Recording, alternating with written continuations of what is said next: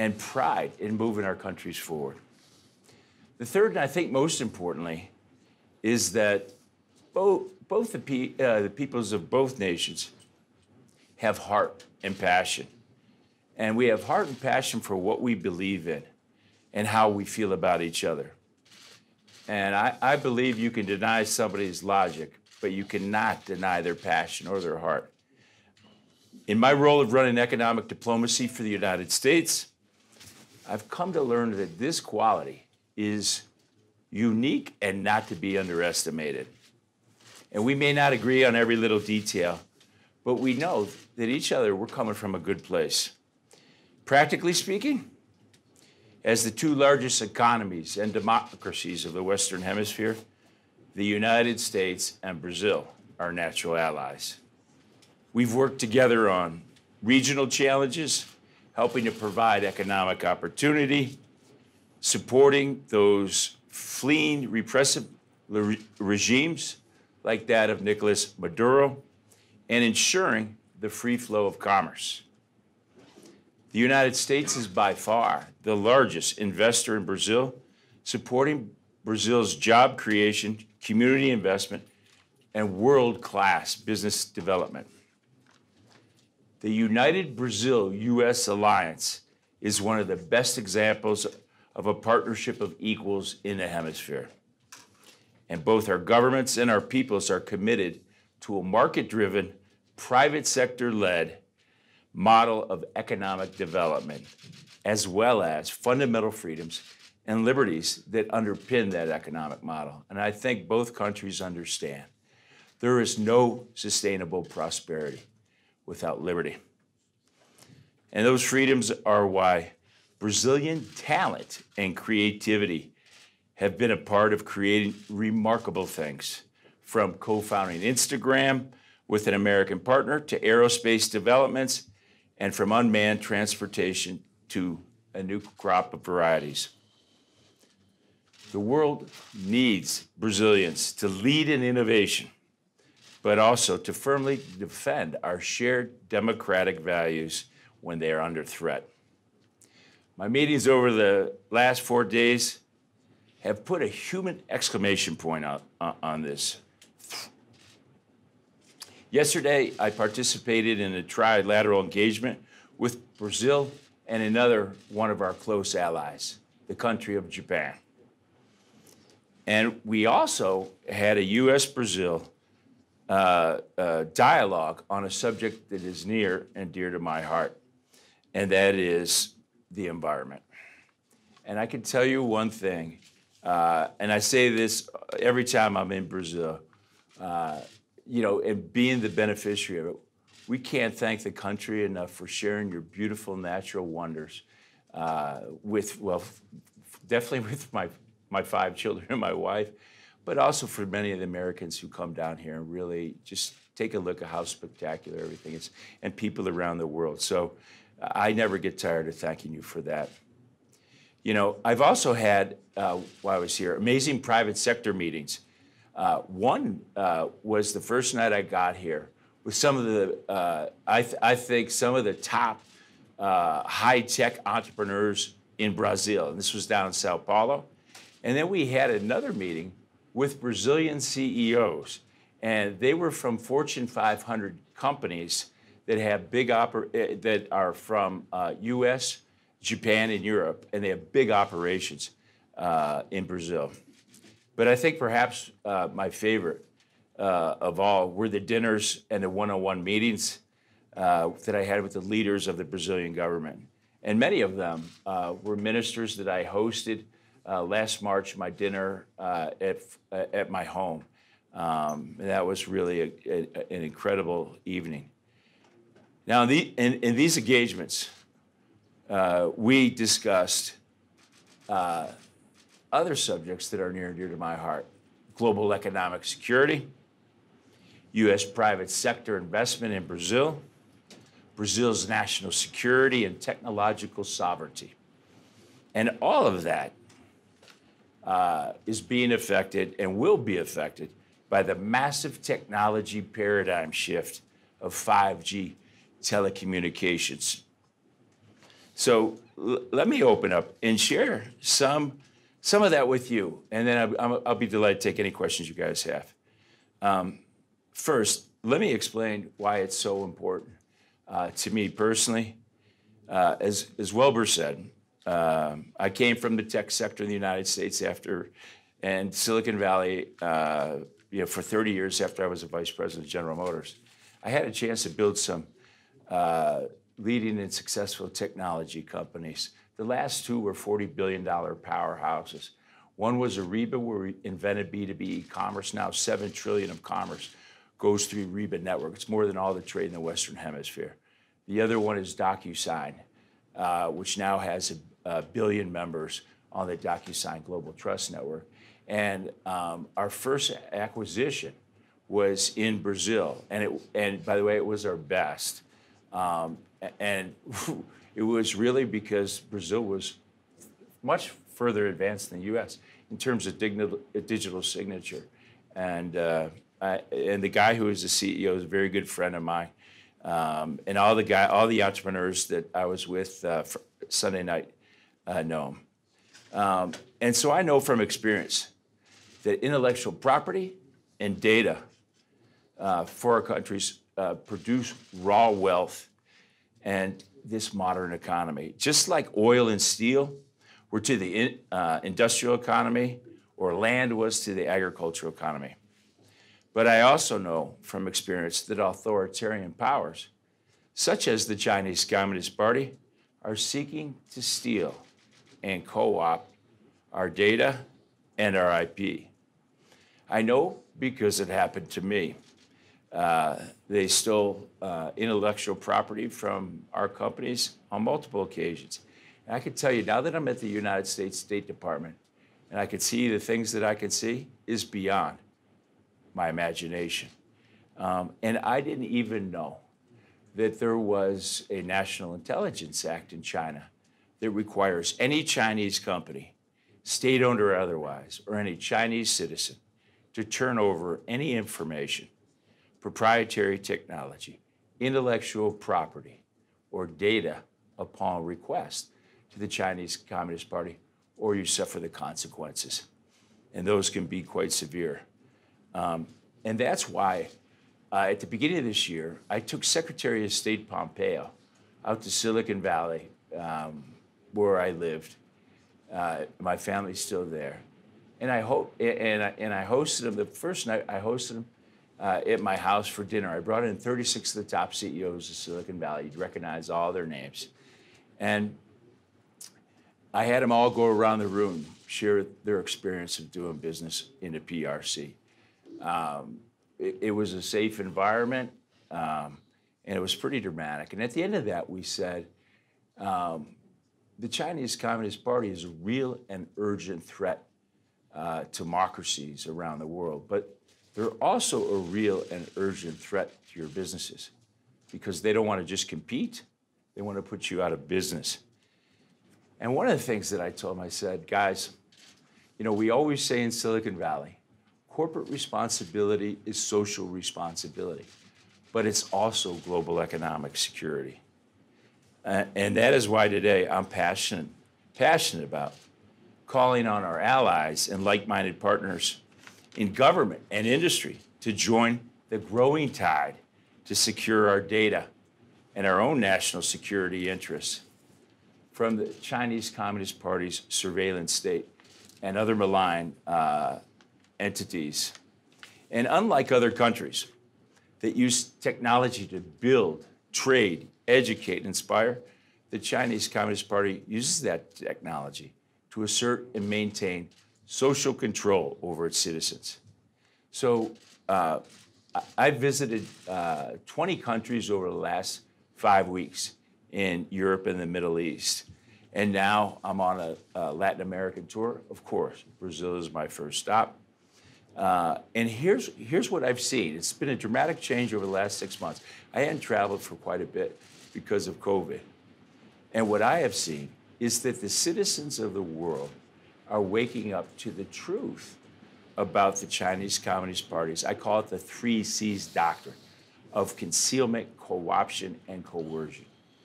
So I think citizens understand that the pandemic is a result of the concealment of the virus. Citizens have seen the co-option of Hong Kong and how it's eviscerated its citizens' freedoms.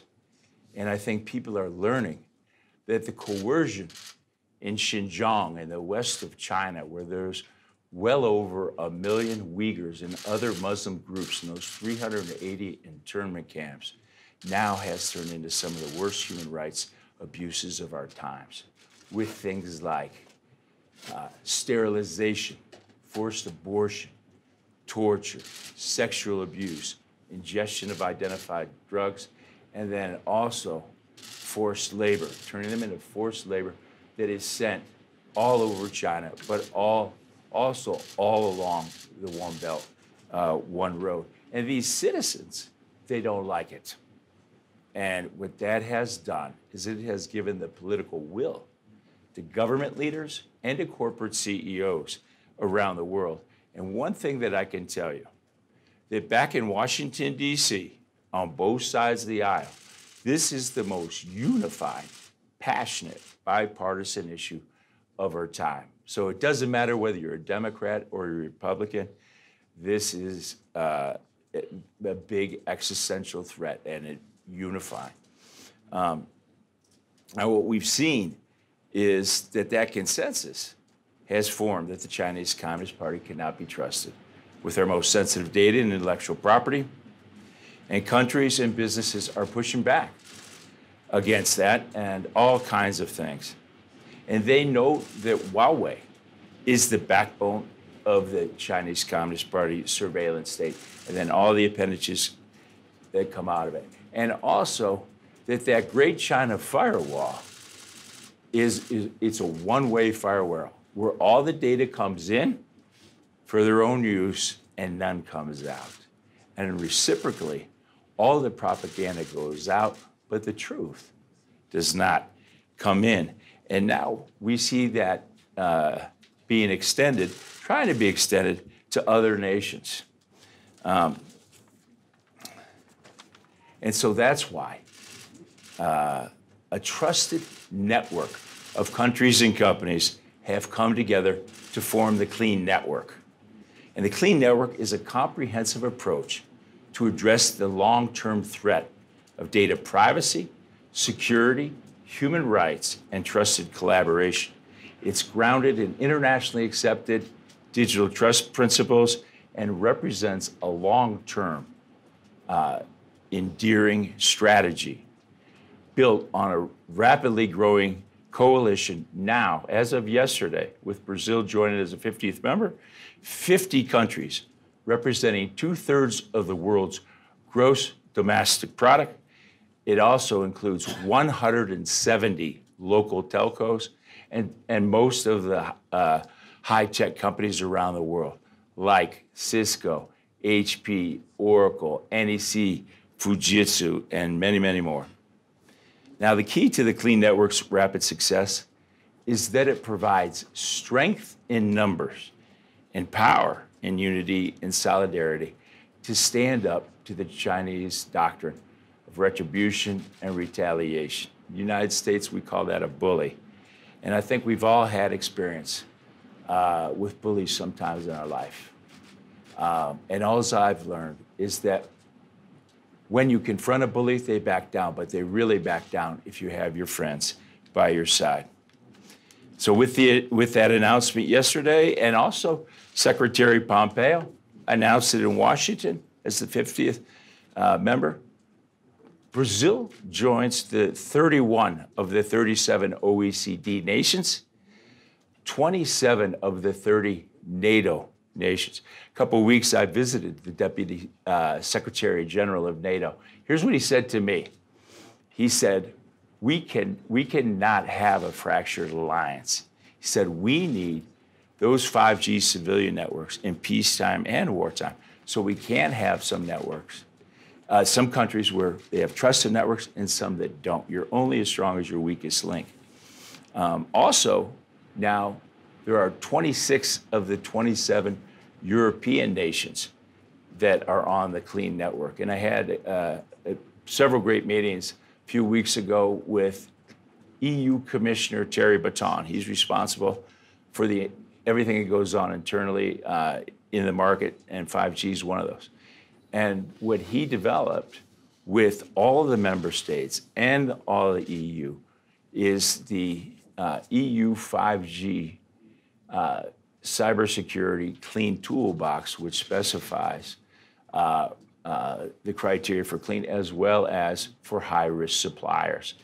And then also now in the EU, that the telco operators, board of directors have to make the 5G supplier decision. And if they choose a high-risk supplier and something goes wrong, then they are personally liable.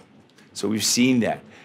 Also, 11 of the 12 3Cs countries are members of the Clean Network. I was in Estonia also a few weeks ago, and the 3Cs endorsed it. So all of us, governments, businesses, civil society, and actually especially the press, have turned the tide against authoritarianism in the favor of freedom and security. And so in just a few short months, you've seen this. You've seen 2/3 of the world's GDP. So let me just share with you some of the things that I've learned while I've been here on why it's so important to the Brazilian business community. And I'm going to share some specific quotes. So the first one actually is a very famous entrepreneur too in the United States, Augusto Lins, the president of Stone. Here's what he said when we met with him. He said, having a 5G clean network is very important to fight cybercrime, data breaches, and money laundering, as well as it is to attracting investments to new value-added products and services, which will require innovative solutions. And he actually also said a network is as strong as its weakest link. So here's one from the CEO of NEC Brasil. The clean network with open radio access network architecture will support a diversity of trusted vendors. This is good for Brazil's economic growth, good for operators, and good for consumers. And then he said, open architecture and clean 5G will help Brazil become a global producer of network components, so to benefit from this big industry. Now here's one from the CEO of Siemens, Brasil. He said this, a clean 5G network is not just about cell phones.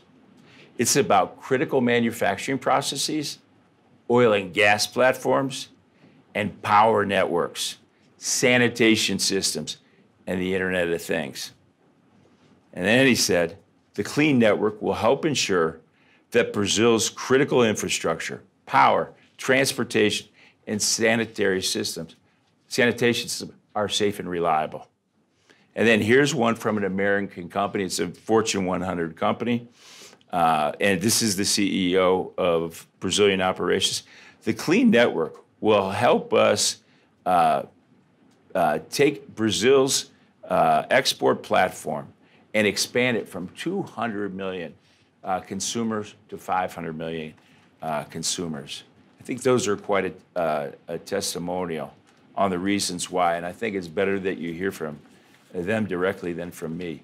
Then also another great entrepreneur, Julio Vasconcelos, and he's the managing partner of Atlantico Investments. And he just summed it up. He said, clean networks are important to safeguard intellectual privacy, or intellectual property and user privacy. So, you know, the way I look at it, that 5G security is a team sport. We need every free nation on board. Our chain of security is only as strong as its weakest link. And I really believe it boils down to one word. And this word is the most powerful word in any language, and that is trust. And the question is, when you're making that 5G decision, who do you trust? And trust is the basis of every relationship. You buy from people you trust. You partner with people you trust. And the United States and Brazil we trust each other. We trust Brazil on so many of these different fronts, whether it's the environment, technology, global economic security, you name it. And the one thing that I'm here to say is the United States will be right along your side as your partner. So I thank you all, and may God bless the great country of Brazil. May God bless the United States of America. Thank you.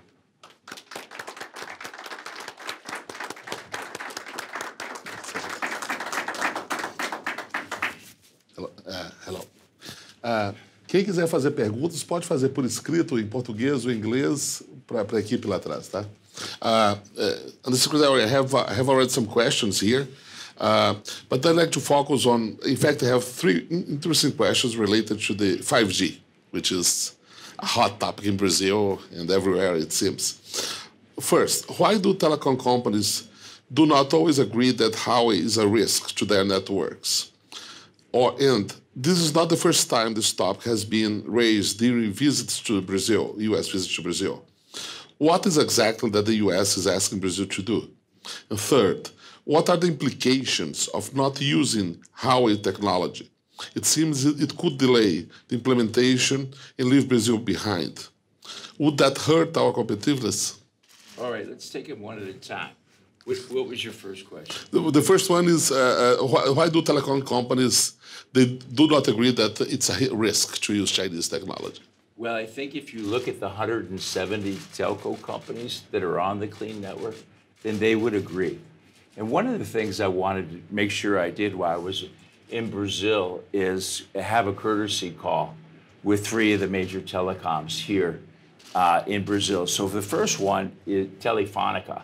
I was just in Spain. I had dinner with their CEO and chairman, Jose Lopez.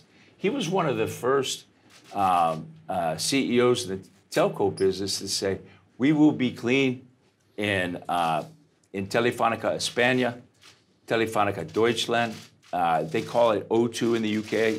It's the largest telco in the UK. He also said Vivo, which I call Telefónica Brasil. And so I want to pay my... the other one is Claro. So I had a great conversation last week with Carlos Slim Sr. about it. He understands the value of trust. And then in terms of Telco Italia, spent a lot of times talking not only to their executives, but their board members. And in Italy, they have already made the decision that their networks will be clean. So I think that pretty much speaks for itself. And then the second is, what is exactly the U.S. is asking Brazil to do? Say that again? What the U.S. would like Brazil to do regarding the 5G? Why would we like? Yeah. Well, I think all we have to do is listen to the private sector, number one. And you heard it from the entrepreneurs. You heard it from, big companies that were represented by Europe, Japan, and the United States. And then also, I mean, we had great conversations with the government officials, and I think everybody understands. The same thing that NATO understands is that these 5G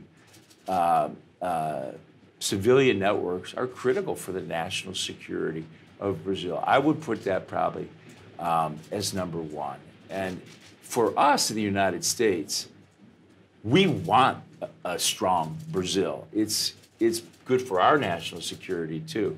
So I think this is huge. And the other thing too that is very, very crystal clear.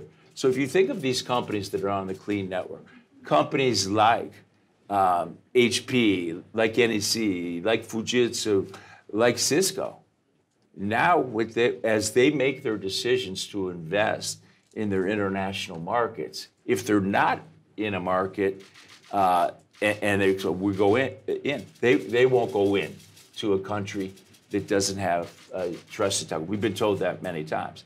And as far as if they have an operation, they probably won't be expanding. So I think that's really important. But then also, I just have so much respect for Brazil's innovation sector, particularly the entrepreneurs. I've really seen that up front and personal. And we went around the room Sunday night, and it was really compelling about we need our intellectual property protected. We also want to collaborate with the U.S. And if we're collaborating with the U.S. and our networks aren't clean, they won't collaborate with us. But then there was one that I never even thought of, and I didn't know it was so prominent in Brazil, and that's cyber theft, and that's really critical, I think, in Brazil. And I heard some about those stories. Well, and just the last question about this issue, about costs and implementation. About cost? Cost and implementation regarding the technology. Yeah. You know, it's really interesting because of course, I talked to so many government officials and CEOs of telco companies, and they'll say, hey, you know, Huawei's just so much cheaper than Ericsson or Nokia or Samsung. And I go, really, are they charging you? Yeah. I go, well, then you're getting ripped off because in a lot of countries, they give it away for free. So you have to ask yourself the question, why? Well, they want the data. They want the proprietary technology. 5G will allow them to take proprietary technology, intellectual property at hyperscale. So, so how much is that worth to a country? You want to put a price on it? I mean, and the other thing too is that in 5G networks, of course, you can just flick a switch and shut them down. So, so I don't know how you put a cost. And by the way, the other thing too is that if you look at where the 5G technology is going, it's going to an open RAN. So it will separate all the different components. So if you go down the Huawei path, then they will, it's going to be a dead end. The other fact is that Huawei sometime next year will run out of the necessary semiconductors for their 5G and for their smartphones due to export controls. So it's pretty, you know, I don't know how you put a price tag on that. Yeah, great answer. Why the trilateral dialogue? So what are the expectations regarding this new forum for Brazil, Japan, and the US? Yeah, it was an idea that we came up with. Japan's been a great ally for the U.S., and Japan has a strong presence in Brazil. You know, the thing I love about the Japanese is that when you're dealing with them on a government basis, they're really prescriptive, and they really have great ideas, and they really execute. And so what we wanted to do was to bring in there the leaders from North America, South America, as well as Asia. And we covered 3 topics. One was regional policies. Mm-hmm. The other was economic prosperity. And then the other is security. Yeah. You know, we have the largest Japanese community outside Japan in Brazil. You know, I heard that, and actually Ambassador Chapman, we went to Japantown in Sao Paulo. I couldn't believe it. I thought we had it in San Francisco where I live, but that's right. Yeah, it's big. Yeah, well, changing the subject. Yeah. You are also responsible for energy. Yeah. And one issue between Brazil, one discussion between Brazil and the U.S. is regarding ethanol. Yeah. And there's an issue about a quota, import quota, and export quota. Why doesn't Brazil and the U.S. promote ethanol in other markets, in third markets? By the way, we're trying to, and I brought my Assistant Secretary of Energy with me, who's responsible for all of the energy outside the U.S., and he's in some discussions right now. But I think that's an absolutely great idea because we're the 2 leaders in that, right? And we are both very, very proud of our agricultural sectors. Where I grew up in the United States is in Ohio, so it was farm country, and you know, we say that's kind of the, you know, the heart of the earth. So we're doing our best in that area for sure. Okay. There's another question regarding what could change in the new administration regarding the future of the clean network. By the way, absolutely nothing, I think, because if you think about it. This China challenge is totally unifying bipartisan. And when I go on to Capitol Hill and I meet, you know, so sometimes I'll testify in some of these committees, like a Senate Intelligence Committee or Senate Armed Services Committee, where you leave your phones outside and there's no president. Honest to God, I can't tell the difference between a Democrat and a Republican. So it's very united. And I think also, too, if you look at building an alliance of democracies, that fits in very well with both parties. And then also, I think, leveraging the private sector. And so when I was going through my Senate confirmation, they asked me how I would deal with China's economic aggression. And I said, I would harness our three competitive advantages. The first one being to further strengthen our relationships with our allies and our friends. The second one, I said, would be to leverage the innovation and resources of the private sector. And the third one is to amplify the moral high ground of democratic values around the world. They must have liked it. I was unanimously confirmed. Yeah, great. Well, you know the trade, talking about trade, you know that trade in Brazil and the US, between Brazil and the US is very stable. In the last 10 years, we had about $60 billion imports and exports. We should grow. How, and you know Brazil well, you have been here, you have been doing business here. Yeah. You know the country. What could we do to promote more trade? Yeah, I think there's so many things that we can do. We're working on it. You know, we just completed a phase 1 trade deal. And I would break it out into 3 big areas. And this is what my job. So my first thing, the reason why I came to Brazil is to take our relationship to the next level because it has tremendous momentum. Thanks to the great leaders in the Brazilian government, thanks to Todd Chapman and his team. And so what we focus on in terms of building that prosperity partnership, that alliance, is 3 areas.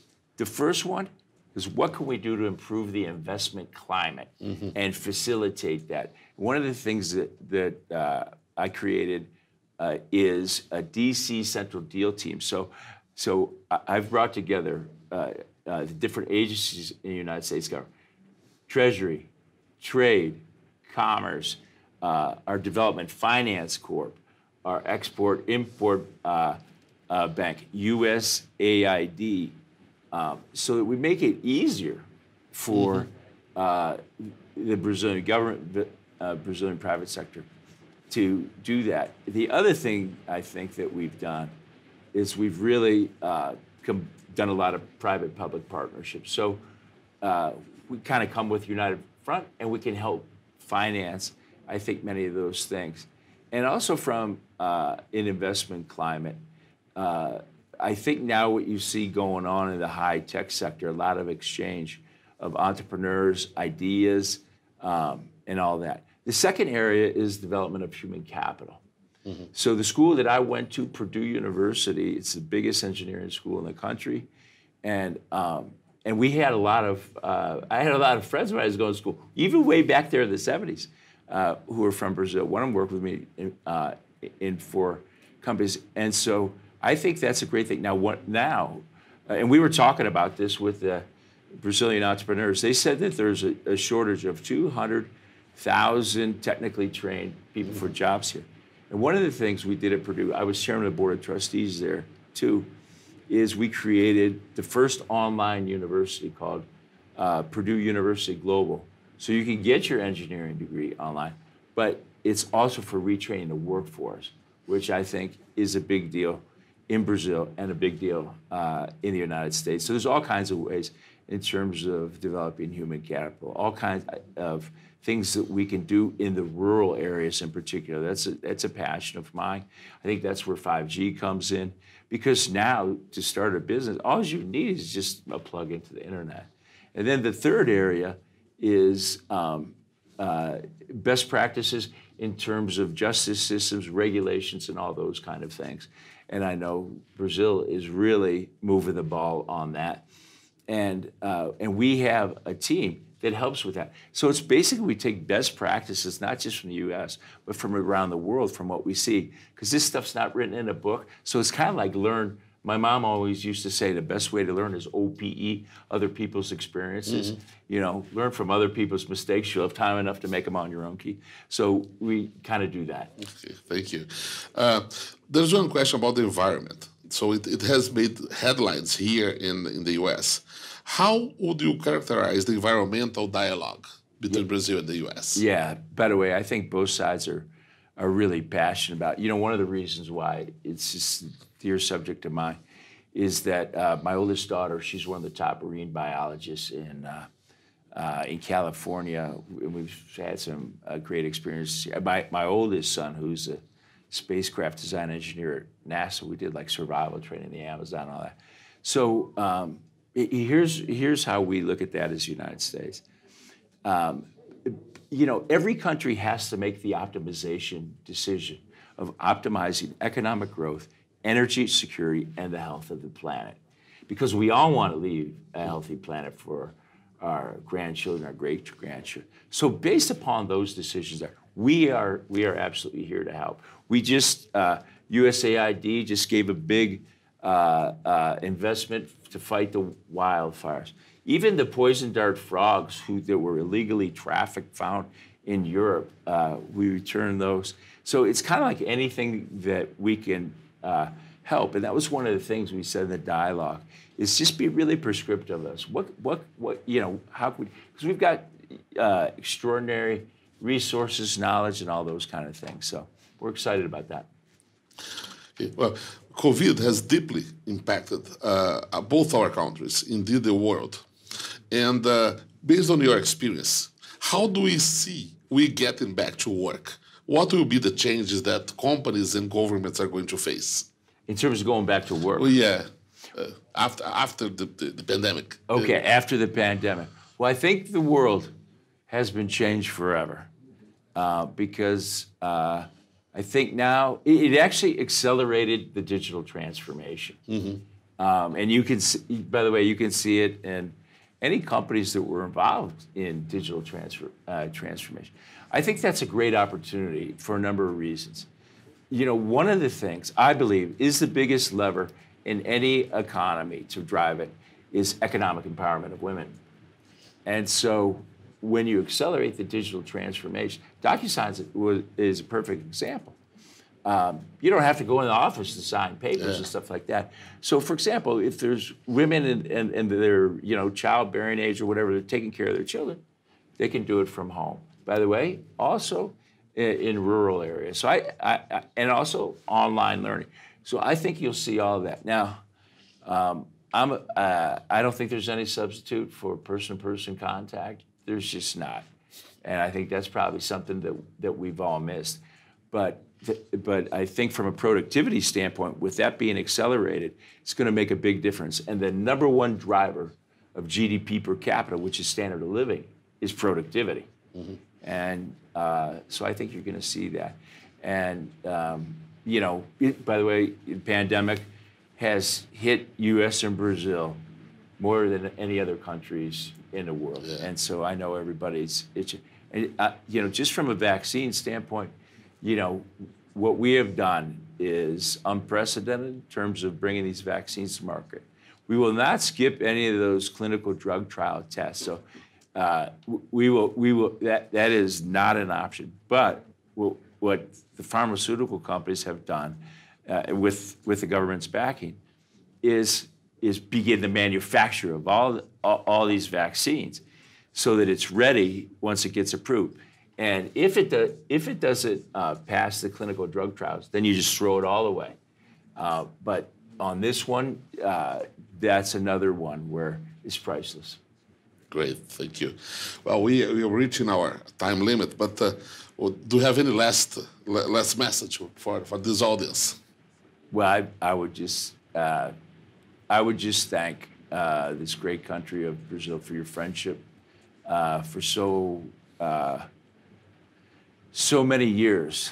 But I would also say specifically to the members of the press, you journalists, and I say this all the time. First of all, I'm envious of your ability in terms of the power of the pen. I'm just an engineer. I can't write so well. But I thank you in this noble profession for getting the truth out, because without the press, we would not, without the freedom of the press, without you guys, we would not have a democracy. And you know, this story about the Chinese Communist Party, sometimes it's like the 800-pound elephant in the room. Just nobody wants to talk about it. And it's really important that message gets out there.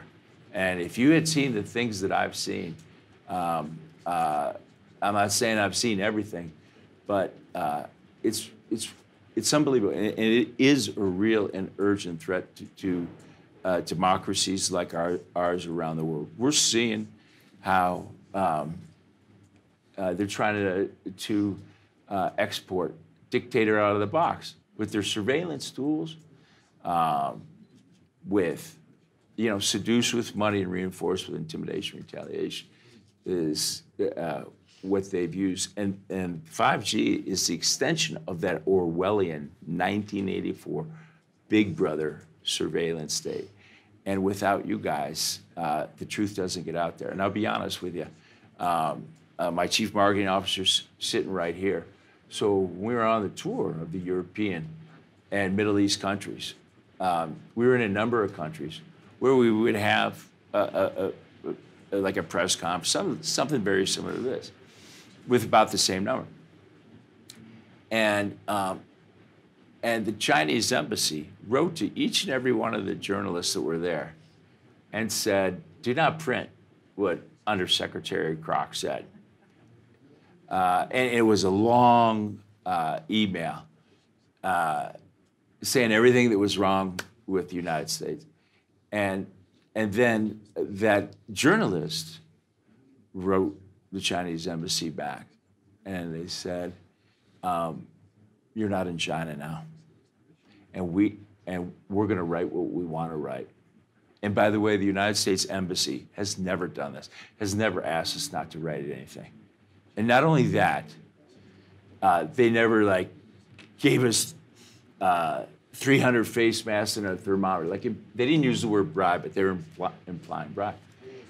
And then the Chinese embassy wrote me back again, and it's like, well, you can write what you want, but don't write about that. And I just couldn't believe this chain. So not only is your profession noble, but I think it's courageous too. So I guess that's the last message I leave to this audience of Brazilian journalists. And I really, really appreciate it. Thank you. Thank you very much. Thank you. Secretary Karch, thank you very much. Thank you for our time. We hope that next year will be more predictable and that you'll keep coming to Brazil. Of course. Bringing ideas, adventures. I wish I could have brought my family this time, but I always do. Thank you. Thank you very much. Thank you. Thank you.